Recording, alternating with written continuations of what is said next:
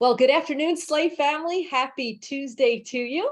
And for all you entrepreneurs, business owners, etc., you are going to love our guest today. Today with us, we have special guest Jennifer Allen, and she is a CPA and the founder of J. Allen and Associates.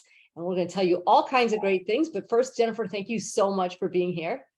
Thank you for having me. It's a pleasure to be able to speak to everybody, especially you. Oh, you're sweet. It's wonderful to have you here.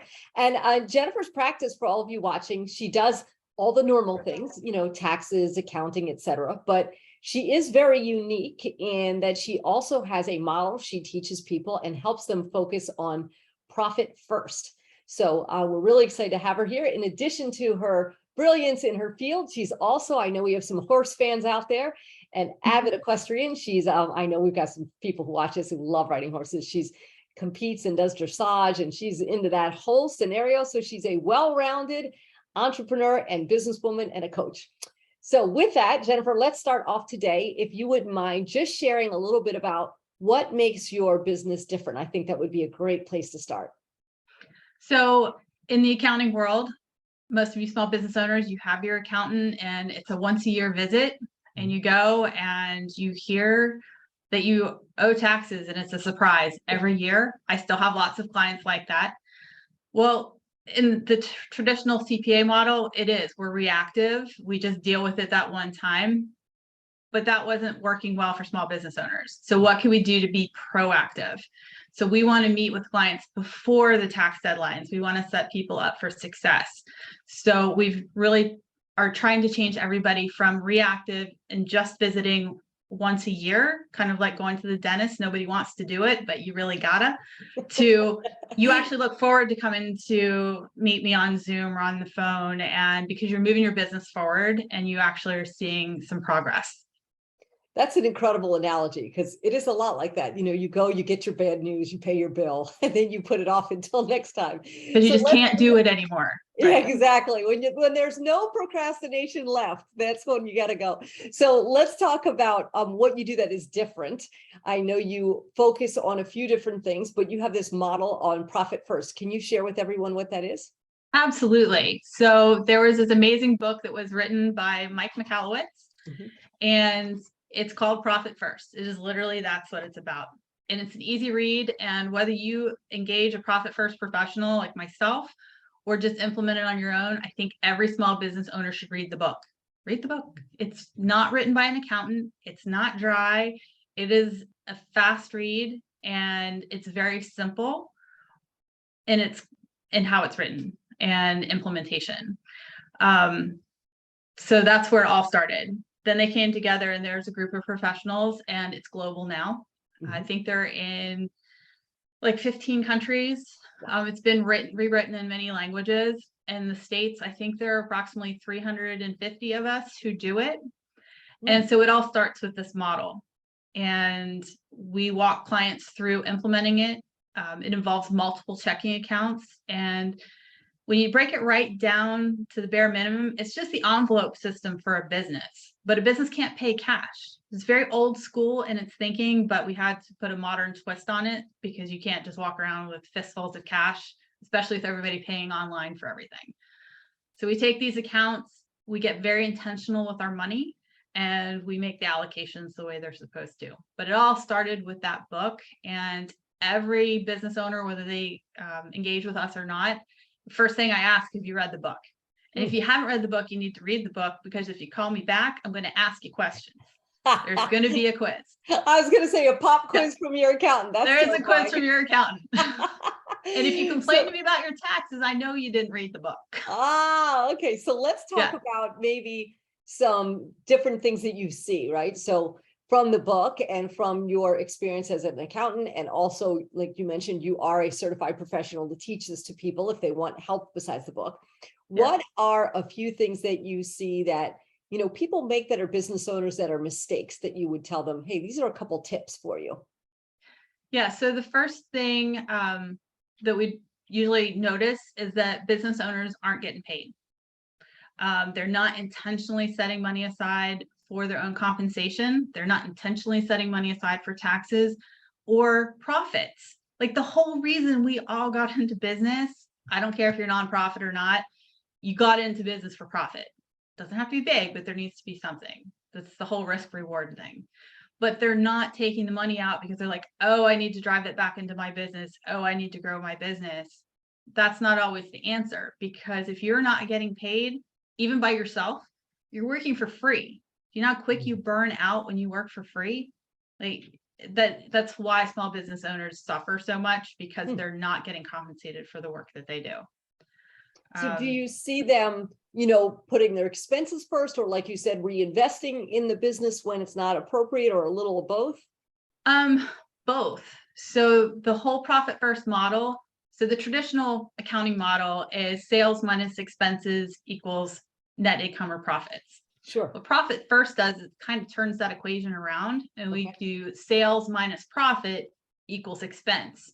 So I want to make sure that you're taking your profit, your taxes, and you're getting paid before you run your business. And that gives your business a budget. And if it can't run on that, you either have a pricing problem or a spending problem.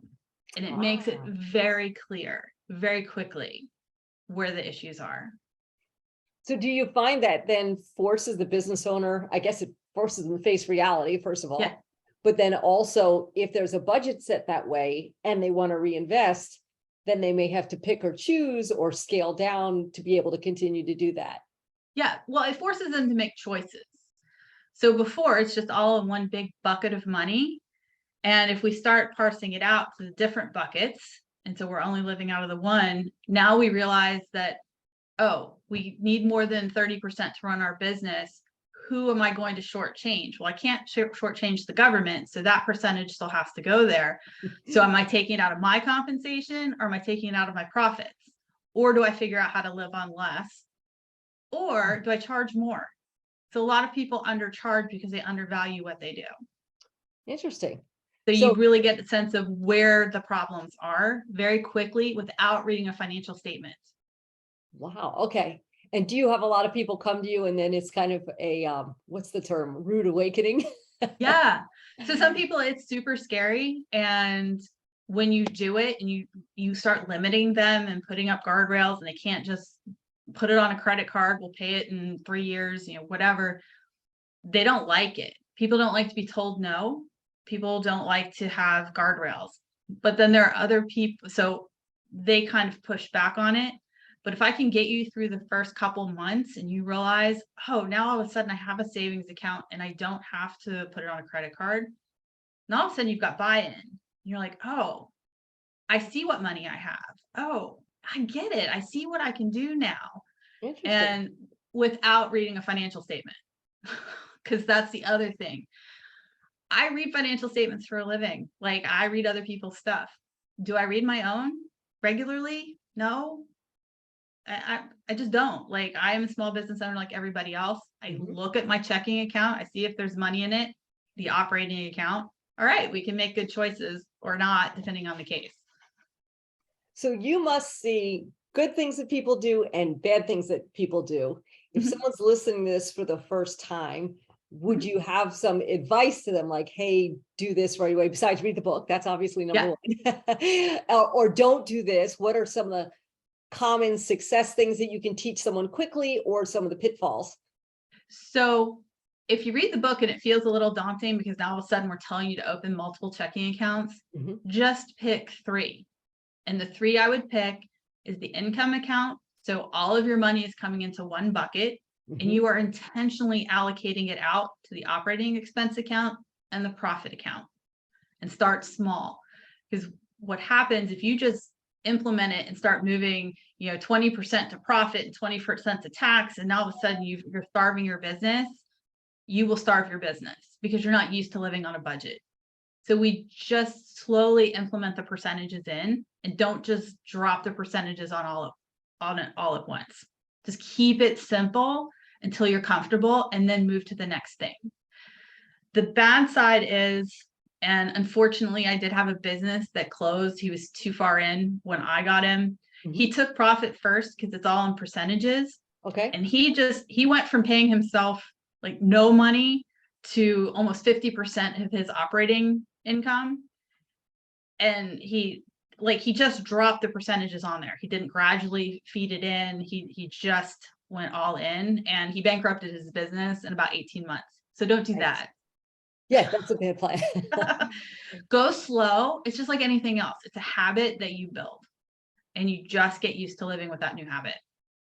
Do you find that there are a lot of business owners that don't pay themselves or sporadically pay themselves? So many, Really? so many. Yeah, And most of how do them. they live? How does that work? Is it they? I'm just curious. So Yeah, so they either have a spouse who has come in and they're just limping by on that income, and now you've got a marriage issue because the spouse is carrying it, but the self-employed spouse is working all the time, not contributing to the household. Or when they get into a panic situation, all of a sudden they're pulling money out of the business to pay personal expenses. There's no rhythm, and you cannot build a personal budget around it. It's just very hit or miss and sporadic. As that's opposed, really interesting because in a way it sounds so crazy. Like, why would you run a business and not make money? But if people pay the expenses and spend money and do all this, I guess they can get to a point where there's nothing left at the end of the month. well, and if all of your money is in one bucket, so the income and the expenses are all going in and out of one account, you can't see really what you have. It is all just one muddy mess of things. So that's why we start with the income account. So you can see how much money is really coming in the business, and you're intentionally moving the money to say, I am going to pay myself. I am going to pay my operating expenses. I am going to set money aside for taxes. And so my industry is a perfect example. The reason we do percentages and is for the feast and famine. So I've gotten better. It's not quite so bad. I would say between 80 and 90% of my money in 2.5 months, but it has to last all year long. So if I'm moving a percentage, then I know in the leaner months, I'm still going to have some buffer built into those accounts because I've really filled them up and they're big and juicy and waiting for me to need them in December. When I have no money and no revenue, and December and January are like no income months. That kind of makes sense, though. It's funny, people wouldn't think about accounting as seasonal, but there's deadlines, there's all of that. I mean, yeah. I laugh because I look at other businesses and it's so obvious it's seasonal, like landscaping. If you don't do snow removal, the crickets are chirping during the winter. There's just nothing to do. Yeah. So it's interesting to think about that. And I guess that experience that you have to apply helps you to forward the same thing to your clients. Yeah. So my contractors, it gets slow in the wintertime. What are they going to do for money? Well, we've built up these the extra profit, the extra tax account. There's some buffer in those that we can carry over those extra months. It's just getting really intentional and giving every dollar a job. Because when it's all just together, it all doesn't know what to work for. So if you have a client come in and you were talking about basically buckets of where the money goes, is that set by the business? Is that set with a conversation with you? How is that determined? This much should be your pay and this much should be going in each bucket. So in the beginning, we just go with simple. Again, keep it simple always. So we start with the 3 accounts, or 4 if we need to add owner's comp in there. So here's the framework. I should give you all of the accounts. So the first account's income, all the money comes into it. And then we come up with percentages for allocation to profit, tax, owner's comp, and whatever's left is operating. Gotcha. And so we have to practice moving the percentages before we can get to the how much money do you need to live on, because they're used to not living on anything. So let's practice moving 1% to profit. Let's practice moving 1% to tax. Let's move maybe 28% to owner's comp and let the business operate on what's left. Let's see how that goes for a month. So we check in every other week for the first, couple months. All right, we've gotten good at that. Let's increase those percentages and let's put you on a budget to make sure you get paid. So how much money do you need? Now you have to go back to the personal budget, say how much do you really need at home? So somebody has to go back and talk to their spouse and figure out how much they're supposed to be contributing to the household. And then we figure out from there. But until you do the first round and really get the allocations started, it doesn't matter how much you say you need because you don't know that you can do it. Well, I'm guessing if someone doesn't have that kind of handled, the odds of them having a budget they live off of personally are probably lower. Is that? safe to say? So in my experience, the spouse kind of knows what the one who's not self-employed kind of knows what they need. Okay. And they're like, you need, you know, you need to be kicking in $1,000 a month. Let's come up with that. And then after 3 to 6 months, you're getting used to it. Assuming that you're growing the business and doing all the things, now all of a sudden it's easy to give that person the $1,000 that they're like, hey, this is the bare minimum. All right, so we have the floor. What would be a really good number?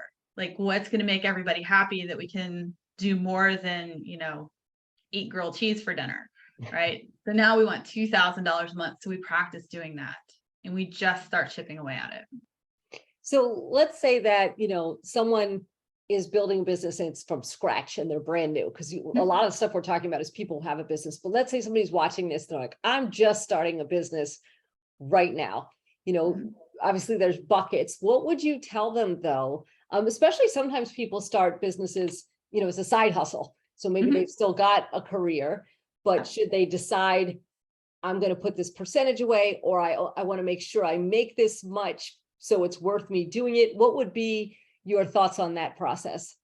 So same thing. I'm still opening the accounts.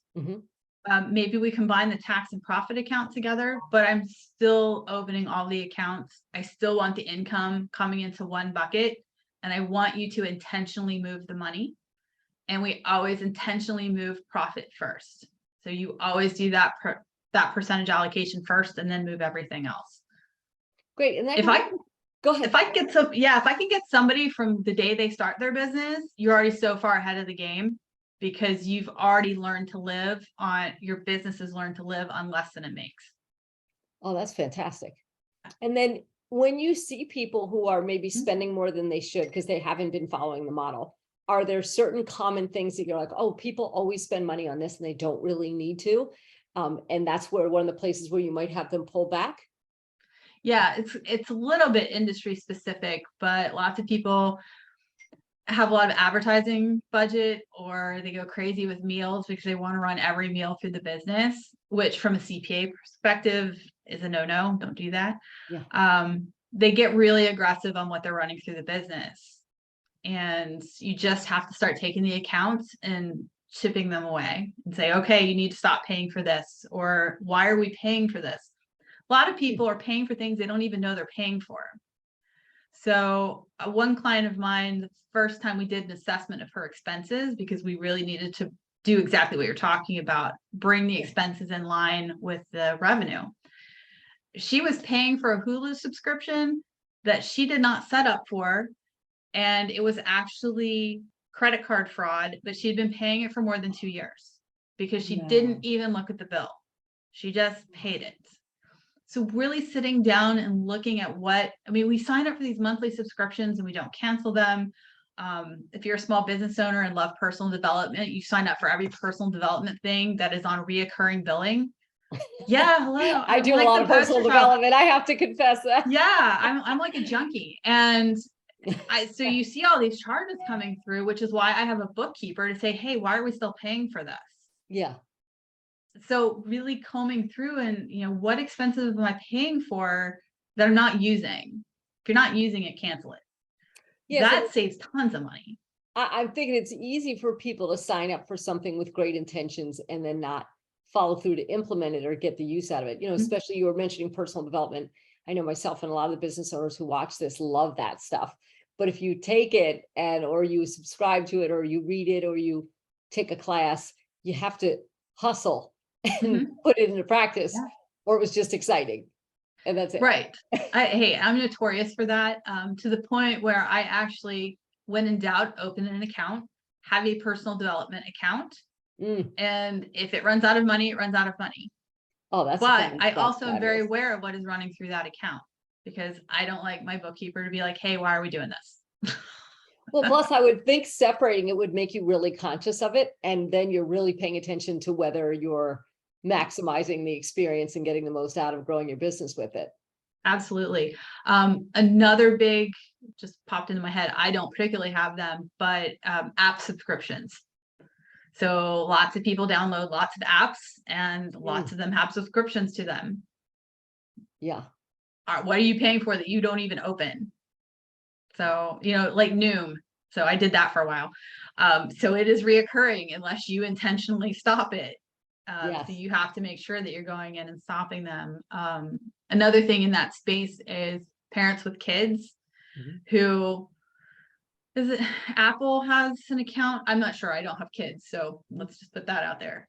So the kids are playing games and they're in-purchase apps. Yes. But the parent's phone is attached to the business account. So now we've got hundreds of dollars in app purchases that aren't business expenses, but are draining the business accounts. So being mindful of that as well. So that's kind of a double problem because it's not an appropriate business expense in the accounting world. And how can you figure out if you're profitable, if you have nonsense going through your account? How do you have any idea of how you're doing with all of that? Yes, that exactly. Amazing. Okay, so before we wrap up, two quick things. Sure. If you would again say the name of the book and the author slowly so people can grab it while they're watching this. Absolutely. So the name of the book is Profit First. It's written by Mike Michalowicz. Don't try to spell it. Just put in Mike M. It will pop up. I promise. All over the place. And yeah, so it's available. I think he's got a video book now. So if you're like into watching books instead of listening, so Kindle, audio, hardback. So it's on Amazon, whatever options are out. Oh yeah. Okay, all great. the things. And then the second thing we can't forget is you. So can you give out your website for your company, please? Sure. So my company is J. Allen and Associates. My website is JALLENCPA.com. And I'm located in Frederick, Maryland, but we serve people from all over the United States. I actually have some people overseas as well. So if you have questions, we'd love to chat with you, and maybe we're a good fit, or maybe I know somebody who's a better fit for you. Fantastic. So you can service people anywhere, at least in the United States. We have some international viewers too, but we've got people spread out around the country quite a bit. Yeah, absolutely. Excellent. And you're in the group, the Facebook group. So for those of you who watch this on Facebook, you will see Jennifer Allen in there, so you can tag her and comment or ask any questions. And she has graciously offered to go in and check all that. And if you're watching it on YouTube, we will post the website on there as well below in the comment section, so you can go back and reach out to her and learn from her. So Jennifer, thank you so much for being here today. Thank you for having me. And I'm happy to answer any questions anybody has. And I look forward to it. There are no stupid questions. Ask them all. I love it. Excellent. And we will be back next week with a really exciting author. We're going to be talking about her book and some really empowering messages that you're going to love. So stay tuned. We'll see you next Tuesday. Thank you again, Jennifer, and hope you all have a fantastic week. Take care. Bye.